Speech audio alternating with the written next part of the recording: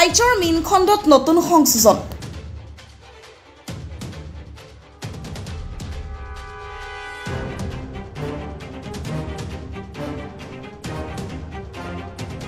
আমিনগাঁৱৰ লাচিতপুৰত মুকলি fish kiosk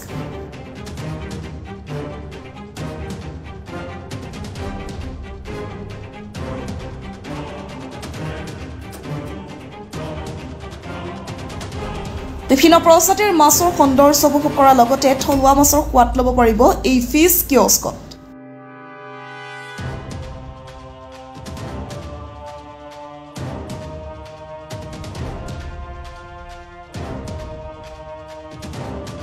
অসমৰ খাল বিল নদীত উপলব্ধ হোৱা চিনাকি আলংকাৰিক মাছৰ নান্দনিক জলকিলি দেখিবলৈ পোৱা যাব এই প্ৰকল্পটোৰ মাধ্যমেৰে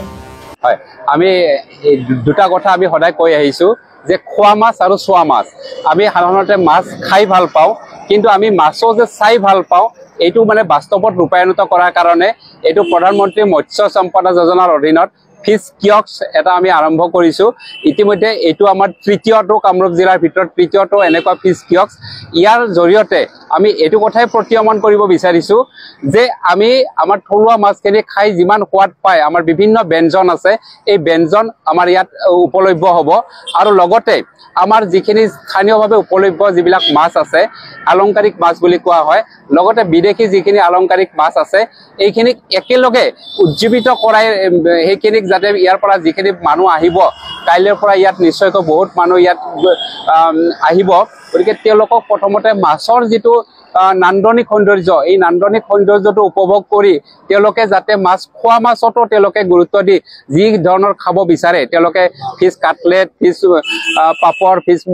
বা মাছৰ যিমান মূল্য সংযোজিত বস্তু তেওঁলোকে বিচাৰে ইয়াত আহি তেওঁলোকে ল'ব পাৰিব আৰু ইয়াত আমি মাছৰ আচাৰ আৰু বিভিন্ন তেওঁলোকৰ ইতিমধ্যে তেওঁলোকৰ যিটো খাই চোৱা যিটো আছে এই প্ৰডাক্ট কিছুমান তেওঁলোকে লৈ যাব পাৰিব আৰু মই অত্যন্ত আশাবাদী যে খোৱা মাছ আৰু চোৱা মাছ এই যিটো কনচেপ্ট ফিছ কিয়স্কৰ জৰিয়তে কৰা হৈছে এইটো যথেষ্ট ফলপ্ৰসূ হ'ব আৰু এই চেগতে মই আমাৰ হিতাধিকাৰী শ্ৰীযুতা জুৰি কলিতা বাইদেউক মই ধন্যবাদ জ্ঞাপন কৰিছোঁ খোৱা মাছ চোৱা মাছ শ্লোগানেৰে আৰম্ভ ফিছ কিয়স্ক প্ৰধানমন্ত্ৰী মৎস্য সম্পদ যোজনাৰ অধীনত আৰম্ভ কৰা হৈছে এই নতুন প্ৰকল্পটোৰ কাম আমিনগাঁৱৰ উদ্যমী মহিলা জুৰি কলিতাৰ চেষ্টাত আৰম্ভ হৈছে প্ৰকল্পটো কামৰূপ জিলা আয়ুক্ত দেৱকুমাৰ মিশ্ৰই প্ৰকল্পটো মুকলি কৰি এই নতুন চিন্তাই আত্মসংস্থাপনৰ ক্ষেত্ৰত নতুন পথৰ সন্ধান দিব বুলি উল্লেখ কৰে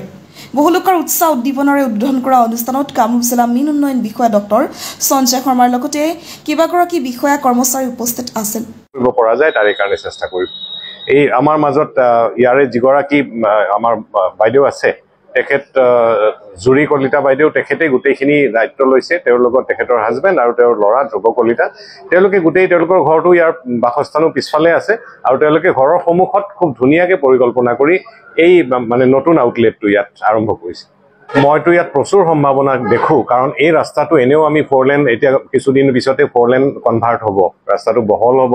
আৰু ৰাস্তাটোৰ গুৰুত্ব এনেও আগৰ পৰা যথেষ্ট বেছি এতিয়া আৰু বাঢ়িব আৰু ঠিক দাঁতি কাষতে আমি নেশ্যনেল ল ইউনিভাৰ্চিটি আছে গতিকে ইয়াত ফুটফল যথেষ্ট বেছি আৰু তাৰে লগতে ইয়াতে এটা অভিনৱ নতুন ধৰণৰ এটা টেষ্ট পাব প্ৰত্যেক মানুহ ইয়াতে অহাৰ কাৰণে কাৰণ আপোনালোকে দেখিছে আমিনগাঁও এতিয়া লাহে লাহে গুৱাহাটীৰ পৰা আমি মানে গ্ৰয়িং নতুন এটা চিটি এখন ৰূপান্তৰিত হৈছে আৰু তাৰ লগত এনেকুৱা ধৰণৰ নতুন নতুন সংযোজনে মানে আমিনগাঁৱৰ মানে মাত্ৰাটো আৰু অলপ ভাল কৰিব দৰ্শকৰ বা আমাৰ পৰিভ্ৰমণ যিসকলে কৰে টুৰিষ্টৰ